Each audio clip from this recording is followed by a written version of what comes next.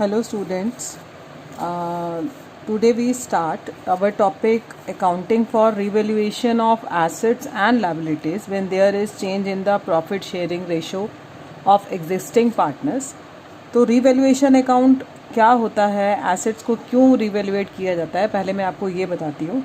ये इसका रीज़न क्या है कि जब हमने कोई एसेट को लिया था या कोई हमारी लायबिलिटी बनी थी, जो बैलेंस शीट में जिसकी वैल्यू जो है जो शो करी गई है, वो वैल्यू जो है आज की डेट में जब पैसेज ऑफ टाइम धीरे धीरे टाइम बीतता जाता है तो एसेट्स और लायबिलिटी की वैल्यूज़ में चेंज आता है। यहाँ पर लिखा हुआ है ना कि the reason is that the realisable और the actual value of the assets and liability may be different from shown in the balance sheet. तो ये हो सकता है कि टाइम के पास होने के साथ साथ हो सकता है कोई एसेट्स की वैल्यू पहले से बढ़ गई हो सकता है कोई वैल्यू की एसेट्स पहले से घट गई हो। सेम ऐसे ही हो सकता है कोई लायबिलिटी की वैल्यू पहले से अप्रिसिएट हो गई हो और हो सकता है किसी लायबिलिटी की वैल्यू पहले से डेप्रिसिएट हो गई हो। तो हमको एसेट्स को रिवैल्यूएशन अकाउंट बनाकर हम ये पता लगाते हैं कि क्या हमारे को बेनिफिट हुआ है या हमारे को लॉस हुआ है।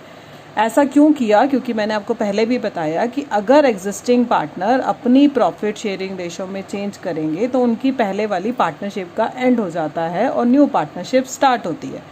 तो इसमें भी आपके दो मेथड्स हैं। इस वीडियो में हम फर्स्ट मेथड ही करेंगे और बहुत ध्यान से देखेंगे। दो मेथड क्या हैं कि when revised value are to be recorded in the books, जब पार्टनर ये डिसाइड करेंगे कि वो रिवैल्यूएशन अकाउंट बनाना चाहते हैं।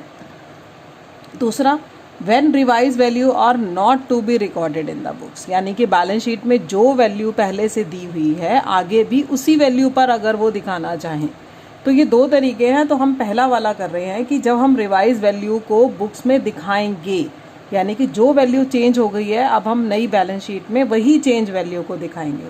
तो वो बताने से पहले हम रिवैल्यूएशन अकाउंट और उसकी एंट्रीज को समझते हैं। रिवैल्यूएशन अकाउंट को हम profit and loss adjustment account भी कहते हैं। तो नाम से ही पता चल रहा है क्योंकि ये प्रॉफिट एंड लॉस की तरह है।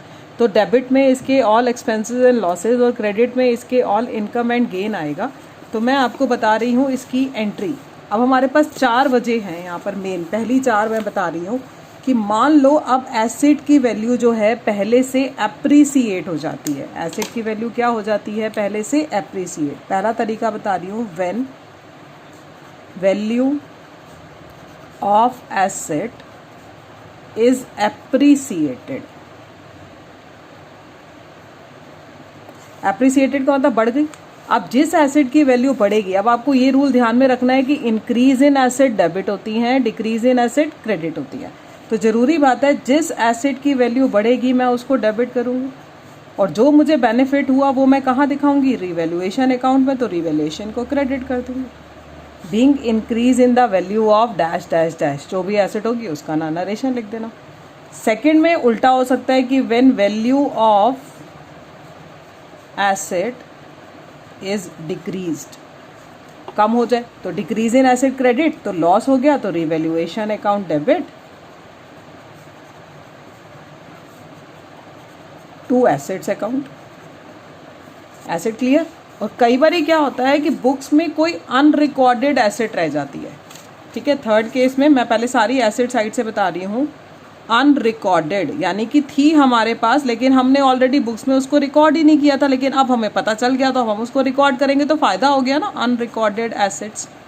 तो इसके लिए भी क्या एंट्री बनेगी? क्योंकि हमारी एक एसेट बढ़ गई, increase in assets debit to revaluation account.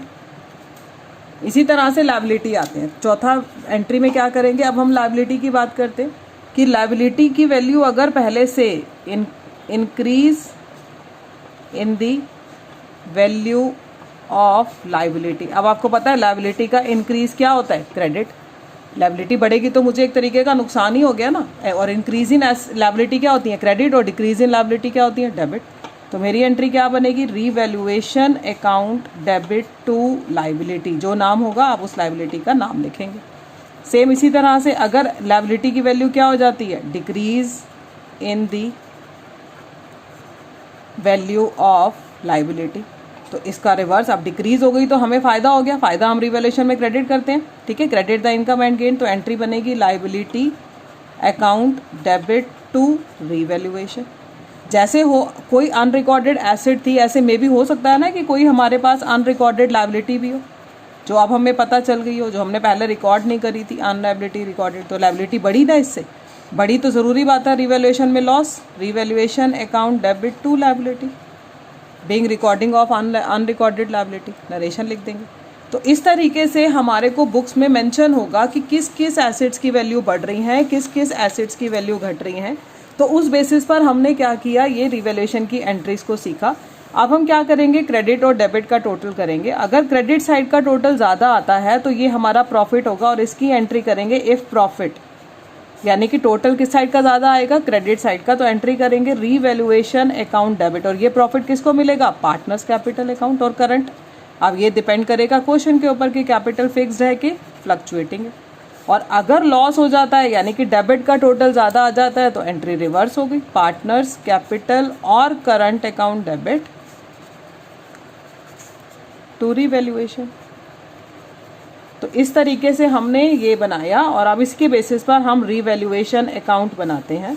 Revaluation account में टी शेप में बनाएंगे, ये डेबिट साइड, ये credit side, particulars amount, particulars amount. आपको पता है credit the income and gain, कि जिस जिस चीज़ से वैल्यू में फ़ायदा होगा हमें, कब फ़ायदा होगा, when increase in value of asset, वो एंट्री जिसमें एसेट की वैल्यू बढ़ रही हो वो यहाँ आएगी। या फिर क्या आएगा यहाँ पर, अनरिकॉर्डेड एसेट, वो भी हमारा एक तरीके से फ़ायदा है। या क्या आ सकता है यहाँ पर, by decrease in value of liability.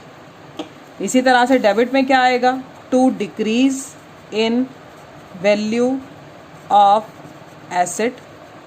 या क्या आ सकता है, to unrecorded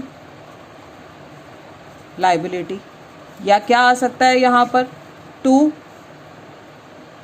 increase in value of liability. तो इस तरीके से आपने अकाउंट बनाया। अकाउंट बनाने के बाद आप टोटल करेंगे, अगर यहाँ का टोटल ज़्यादा आता है तो क्या लिखेंगे, टू प्रॉफिट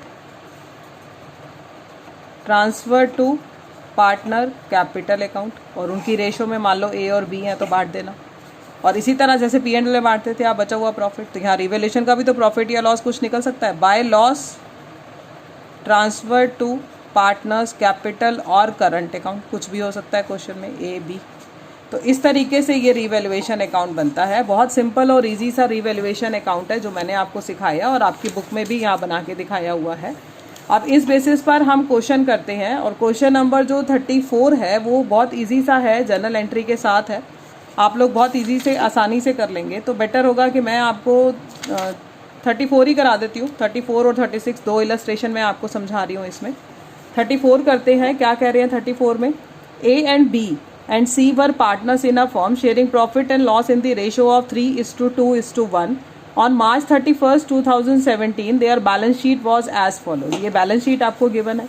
हमेशा याद रखना कि जब भी आप ऐसा क्वेश्चन आपके सामने आए तो पहले बैलेंस शीट में देख लिया करिएगा कि reserve, general reserve, accumulated profit, जिनका ट्रीटमेंट मैंने आपको पहले सिखाया, दो मेथड सिखाए, कुछ ही मेथड से आपसे क्वेश्चन में बोल सकते हैं, तो बिल्कुल ध्यान देना है और आपने डॉट लगा लेना है इस तरह से।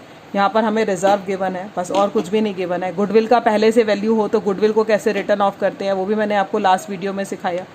तो हमने ये चीज़ों को पहले ध्यान में रखना है। फिर हमने आगे पढ़ना है कि फ्रॉम 1 अप्रैल 2017 वो क्या डिसाइड करते हैं कि उनकी फ्यूचर में रेशो जो है वो इक्वल हो जाएगी। फॉर दिस पर्पस क्या करना है उन्होंने, गुडविल का वैल्यूएशन हुआ 3 लाख, गुडविल का वही गेन सेक्रीफाइस निकाल कर हम गुडविल का वैल्यूएशन करेंगे। फिक्स एसेट विल बी डेप्रीसिएटेड, कम हो गई है 10% से, तो जो वैल्यू हमारे को बैलेंस शीट में दी गई है 1,50,000, इसका 10% निकालेंगे और रिवैल्यूएशन से इसकी एंट्री करेंगे। उसके बाद expenses of 3,000 were paid by the firm for getting the value of fix asset certified, एक तरीके का हमारे लिए एक्सपेंस हो गया। और ये एक्सपेंस का भी ट्रीटमेंट हम किसके थ्रू करेंगे, क्योंकि हमने पे करा है बैंक से करेंगे, इसकी एंट्री और रिवैल्यूएशन के थ्रू करेंगे, अभी मैं आपको करके दिखाऊंगी। उसके बाद है capital of the partners will be in proportion to their new profit sharing ratio. ये एक बहुत इंपॉर्टेंट और डिफरेंट सा पॉइंट है, ये मैं सारा क्वेश्चन करने के बाद आपको समझाऊंगी। तब तक हम एंट्री शुरू करते हैं इसकी। जनरल एंट्री से हमें क्वेश्चन को करने के लिए बोला गया है और क्वेश्चन के अंदर हमें बोला गया pass the journal entry for the above transaction. अब जर्नल एंट्री हमने करनी है, बट जर्नल एंट्री करने के लिए हमारे को इस क्वेश्चन के अंदर कैसे कैसे करना है वो आप देखेंगे बहुत ध्यान से। हम जर्नल का परफॉर्मा बनाते हैं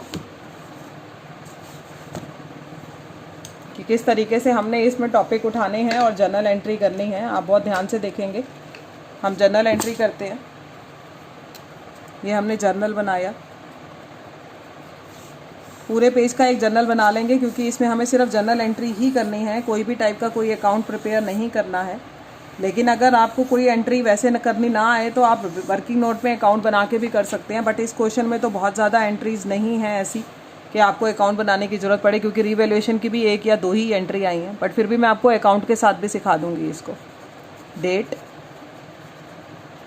particulars, ledger folio, debit, credit.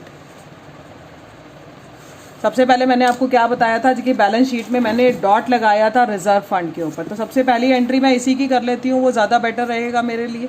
ठीक है, तो हमारी एंट्री रिजर्व बांटने की क्या होती है आपको पता है, सारी एंट्री हमने करनी है 2017 अप्रैल 1 को। हम सबसे पहले रिजर्व फंड, क्योंकि अप्रैल 1 में पार्टनरशिप चेंज हो रही है, रिजर्व फंड अकाउंट डेबिट, और 3 पार्टनर हैं ए बी सी। टू ए कहीं नहीं लिखा था कैपिटल के बारे में, तो हम इसे फ्लक्चुएटिंग मानेंगे। To A's capital account, to B's capital account, to C's capital account. और हमारा रिजर्व फंड गिवन है हमें बैलेंस शीट के अंदर 18,000 का, और हमारी ओल्ड रेशो है क्वेश्चन के अंदर 3:2:1। तो ओल्ड रेशो में मैं इसको बांट दूंगी और ये मिलेगा पार्टनर्स को 9,000, 6,000 और 3,000। 9, 6 और 3। और आप नरेशन लिख देंगे being general reserve distributed among the partners in their old ratio. आप नीचे एडजस्टमेंट पे आते हैं।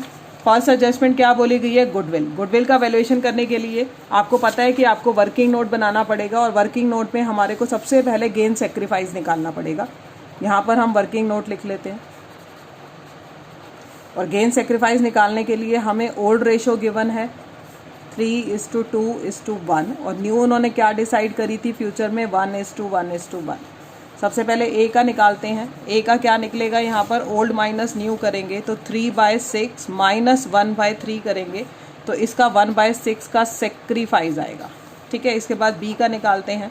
बी का ओल्ड रेशो है 2/6, न्यू रेशो है 1/3, एलसीएम आ गया 6, तो ये आ जाएगा हमारा यहाँ पर रेशो 1/3 और 2/6, तो ये नेल आएगा 0। ठीक है, ये हम करते हैं यहाँ पर 2 - 2 यानी कि 0/6, इसका कुछ भी नहीं आया, ना गेन ना सेक्रीफाइस। सी का निकालते हैं। ओल्ड रेशो है 1/6, न्यू रेशो है 1/3, एलसीएम लेते हैं हम यहाँ पर 6 आएगा, यहाँ पर आएगा 6, 1 - 2 यानी -1/6, यानी कि इसको गेन हो रहा है। अब हमें जो गुडविल की वैल्यू दी गई थी क्वेश्चन के अंदर, वो वैल्यू दी गई थी हमारे को 3 लाख। 3 लाख का 1/6 निकालेंगे और वो आ जाएगा 50,000। ये 50,000 सी को गेन हुआ है, सी की कैपिटल से लेकर ए को सेक्रीफाइस हुआ है, ए को दे देंगे, यानी कि इसी डेट पर हम सेकंड एंट्री गुडविल के वैल्यूएशन की करेंगे। और गुडविल के वैल्यूएशन की एंट्री करते हैं हम C's capital account debit to A's capital account being adjustment of goodwill when there is change in the profit sharing ratio. इस तरह से हम करेंगे और अमाउंट लिख देंगे यहाँ पर 50,000। क्लियर है ये सब तो आपने पहले सीखा हुआ है। उसके बाद हमारी सम में दूसरी एंट्री आई थी, fix assets will be depreciated by 10%। मैंने अभी बताया एसेट की वैल्यू जब डेप्रीसिएट होती है तो हमारे लिए डिक्रीज इन एसेट क्रेडिट और एक तरीके का लॉस है, तो इसके लिए एंट्री हम करेंगे revaluation account debit to fixed assets account. अब मैं एसेट का नाम लिख रही हूँ क्योंकि मुझे यहाँ गिवन है, और 10% से डेप्रीसिएट हुई है और बैलेंस शीट में 1,50,000 दिखाया गया था, उसका 10% निकालेंगे और 15,000 से ये एंट्री कर देंगे। और इस फिक्स एसेट के रीवैल्यूएशन पर हमने 3,000 रुपये का जो है एक्सपेंस पे कर दिया। ठीक है, ये एक्सपेंस भी हम रीवैल्यूएशन अकाउंट से, आपको पता है debit the expenses and losses, तो रीवैल्यूएशन अकाउंट को हम डेबिट करेंगे और टू बैंक करके इस एक्सपेंस की पेमेंट कर देंगे हम 3,000 से। ठीक है, लास्ट में जो मैंने बोला था पॉइंट अभी कैपिटल की एडजस्टमेंट का, वो हम अभी रुकेंगे क्योंकि वो मैं आपको कैपिटल अकाउंट के थ्रू ही सिखाऊंगी वर्किंग नोट में। बट अब आपको पता है कि मैंने रीवैल्यूएशन अकाउंट की 2 एंट्री करी हैं। अब वर्किंग नोट में आप चलेंगे, दोनों एंट्री में रीवैल्यूएशन अकाउंट जो है वो डेबिट हो रहा है। अगर मेरे को इसमें रीवैल्यूएशन अकाउंट बनाने के लिए बोला होता तो मैं कैसे करती? पहली एंट्री मैंने करी थी revaluation account debit to fix assets, तो मैं यहाँ क्या लिखती? टू फिक्स एसेट्स और 15,000। दूसरी एंट्री मैंने एक्सपेंस करने की करी थी, तो मैंने करी थी revaluation account debit to bank, तो मैंने बैंक से 3,000 रुपये। क्रेडिट में कोई एंट्री नहीं आई है, तो यानी कि यहाँ का टोटल आ गया 18,000। तो एक तरीके से मुझे ये लॉस हो गया by loss transfer to partners capital account. और इस 18,000 को ए, बी और सी में 3:2:1 की रेशो में हम बांट देंगे, और ये बटेगा 9,000, 6,000 और 3,000, और बाहर आउटर कॉलम में 18,000 लिख के दोनों साइड का। तो इस तरीके से आपको अकाउंट बनाना है आगे के क्वेश्चन में। तो यहाँ मैंने आपको सिखा दिया कैसे करना है इसको। अब मेरे को एंट्री करनी है इस लॉस की, रिवैल्यूएशन के। मैंने अभी क्या बोला आपको? रिवैल्यूएशन के अकाउंट के लॉस की एंट्री करेंगे। एस कैपिटल अकाउंट डेबिट, क्योंकि उनकी कैपिटल डेबिट हो जाएगी, डिक्रीज इन कैपिटल हो जाएगा। C's capital account debit to revaluation account. तो ये हमने क्या कर दिया? 9,000, 6,000, 3,000, और टोटल मैंने 18,000 यहाँ दिखा दिया। इस तरीके से being loss distributed among the partners in their old ratio, आप नरेशन लिख देंगे। अब आपने क्या करना है, बहुत ध्यान से ये मेरे से लास्ट वाला पॉइंट समझना है। इसमें आपको क्या कह रहे हैं? लास्ट वाले पॉइंट में आपको कह रहे हैं capital of the partner will be in proportion to their new profit sharing ratio. जब भी ऐसी एंट्री आ जाए तो एक बात आपने हमेशा याद रखनी है कि कैपिटल के हम एडजस्टेड बैलेंसेस लेते हैं। एडजस्टेड बैलेंसेस का मतलब क्या होता है कि सारी एडजस्टमेंट करने के बाद, वो एडजस्टमेंट क्या है कि अगर किसी पार्टनर को कोई रिजर्व फंड में शेयर मिलना है तो वो दे दिया, कोई P&L का बैलेंस दे रखा था तो वो दे दिया, गुडविल का वैल्यूएशन भी कर दिया हमने गेन सेक्रीफाइस में, वो हम कर चुके हैं। और इसके अलावा मान लो कोई और पार्टनर से रिलेटेड एंट्री आ जाती है, जैसे रिवैल्यूएशन के लॉस की आई, वो भी हमने ट्रांसफ़र करी। ये सब एडजस्टमेंट करने के बाद आपने पार्टनर कैपिटल अकाउंट जैसे पीछे बनाया था, हम सारी एडजस्टमेंट करते थे, फिर टू बैलेंस कैरी डाउन करते थे। सेम ऐसी जो कैरी डाउन वाली कैपिटल आती है, that capital is called adjusted capital. हमेशा याद रखना कि कैपिटल की एडजस्टमेंट कभी भी क्वेश्चन में आए तो कैपिटल की एडजस्टमेंट हमेशा एडजस्टेड कैपिटल से की जाती है। अब क्योंकि इस क्वेश्चन में हमें कैपिटल अकाउंट बनाने के लिए नहीं बोला है, तो मैं आपको ऐसे ही एडजस्टेड कैपिटल निकालना सिखाऊंगी कि कैसे हम निकालेंगे adjusted balances of capital. Adjusted balances of capital. सबसे पहले ए का लेते हैं हम। ए का बैलेंस शीट में जो बैलेंस दिया हुआ है, यानी कि सबसे पहले ए के पास कितनी कैपिटल है? 50,000 की है, 50,000 की। अब सारा काम जर्नल एंट्री का है, बिल्कुल जर्नल एंट्री पे ध्यान देना है आपको कि किस किस एंट्री में पार्टनर को मिले हैं पैसे, वो प्लस कर देना। जिस जिस एंट्री में पार्टनर से लिए गए हैं यानी डेबिट करा गया, उसे माइनस कर देना। ठीक है। अब आपको पता है रिजर्व फंड के पैसे हमने पार्टनर ए को दिए थे 9,000। ठीक है। ए को गुडविल के भी मिले थे 50,000, तो मैं ए के कॉलम में तो ऐड ही करूंगी क्योंकि ए ने सेक्रीफाइस किया था। 50,000 उसे गुडविल के मिले थे। ठीक है। और उससे रीवैल्यूएशन का लॉस डेबिट हुआ था 9,000 से, वो मैं माइनस कर दूंगी। तो ये एडजस्टमेंट करने के बाद ए की एडजस्टेड कैपिटल जो बचेगी वो बचेगी 1 लाख। इसी तरह से हम बी का निकालते हैं। बी का ऑलरेडी बैलेंस शीट में बैलेंस था 40,000 का, उसको रिजर्व फंड में शेयर मिला 6,000 का, गुडविल में उसका कुछ नहीं आया था, उसका नील था, और उससे लॉस लिया गया था 6,000 का, यानी कि उसकी कैपिटल जो है वो कितनी रही? 40,000 एडजस्टेड कैपिटल।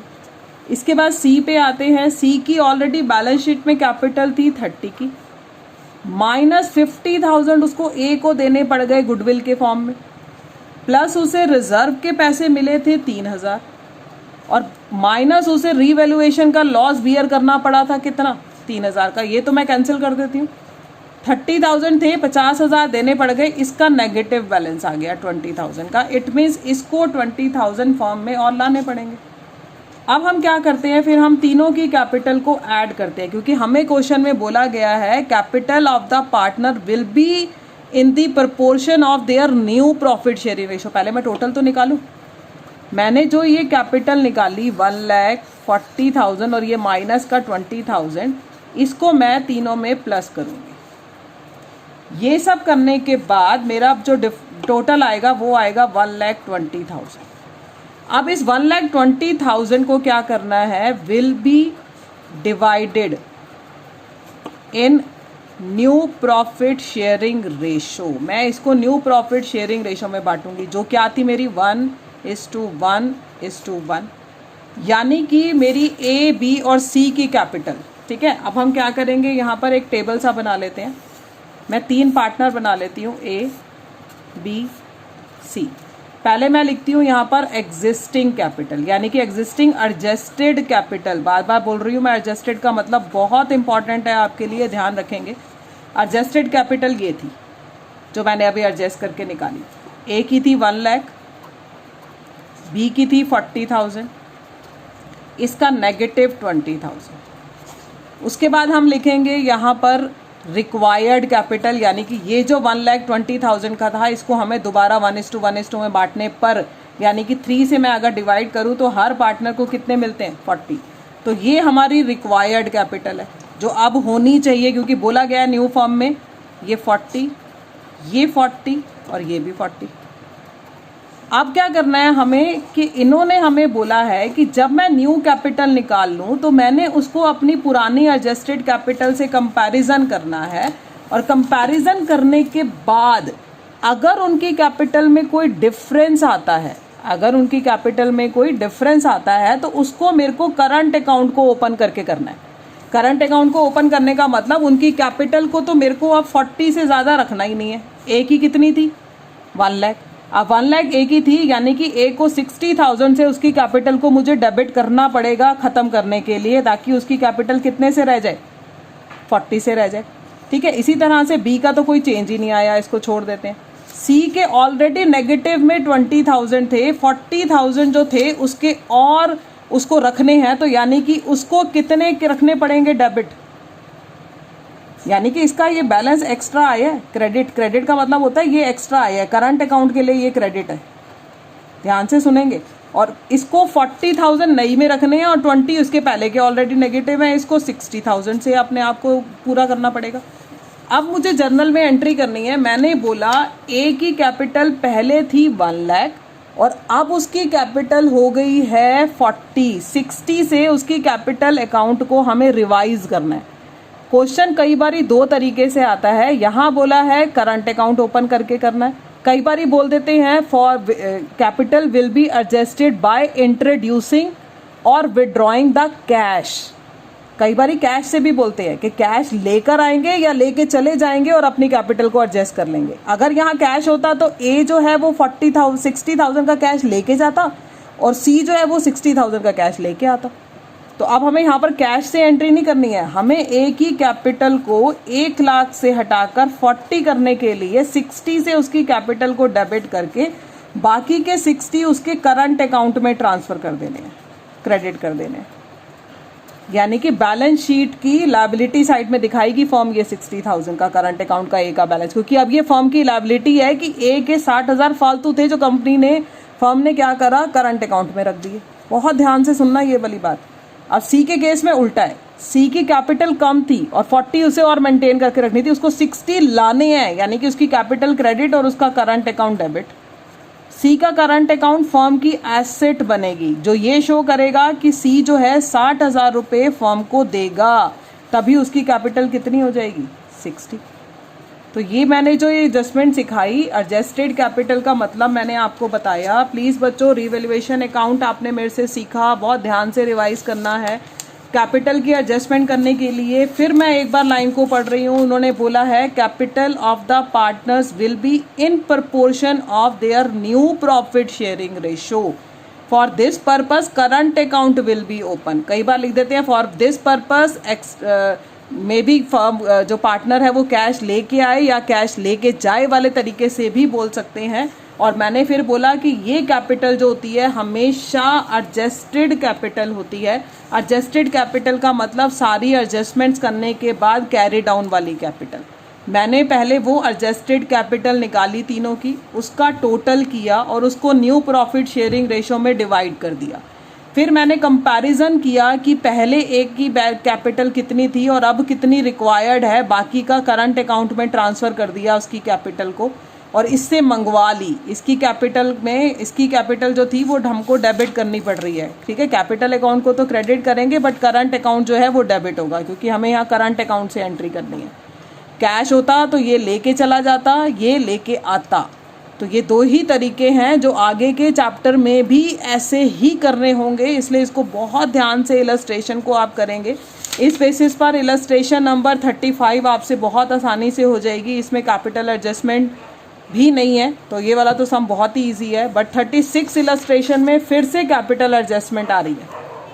तो कैपिटल एडजस्टमेंट मैंने अभी जैसे आपको सिखाई बिल्कुल वैसी ही करनी है आपको, लेकिन यहाँ हमें कैपिटल अकाउंट बनाने के लिए बोला है। एक बार आप देखोगे तो आप और अच्छा समझ जाओगे कि मैंने अभी जो सारी बातें बोली, देखो बैलेंस को ब्रोक डाउन भी कर लिया, गुडविल की एडजस्टमेंट भी कर ली, ठीक है, रिवैल्यूएशन की भी हमने लॉस आ रहा होगा तो वो भी ट्रांसफ़र कर लिया। सब कुछ करने के बाद हमने ये कैरी डाउन निकाला। इसी कैरी डाउन को मैंने दोबारा ब्रोक डाउन करा है। ब्रोक डाउन करने के बाद मैंने आपको जैसे कैपिटल की एडजस्टमेंट सिखाई है कि चारों की कैपिटल को ऐड करना है। ऐड करने के बाद हमने इस क्वेश्चन के अंदर रिक्वायर्ड कैपिटल निकाली। रिक्वायर्ड का मतलब नई वाली, और पहले वाली जो हमारी ये कैरी डाउन वाली थी। फिर हमने दोनों का कंपैरिजन करना है। कंपैरिजन करने के बाद फिर हमने देखना है कि किसका करंट अकाउंट डेबिट होगा और किसका करंट अकाउंट जो है वो क्रेडिट होगा। फिर भी अगर आपको ये क्वेश्चन ना क्लियर हो तो मुझे एक बार व्हाट्सएप पे ज़रूर मैसेज करना, मैं फिर इसको भी एक बार करके वीडियो बना के आपको भेज दूंगी। आपका जो होमवर्क है वो 3 ही क्वेश्चन है इस वीडियो लेक्चर के बेसिस पर, क्वेश्चन नंबर 34, 35 और 36। फीडबैक प्लीज़ बच्चों ज़रूर दिया करो कि आपने वीडियो को जो है देख लिया है और आपको समझ आ गया है। ये रिक्वेस्ट है आपसे, ताकि मुझे पता रहे कि आपको जो टॉपिक हैं वो क्लियर हो रहे हैं। Thank you.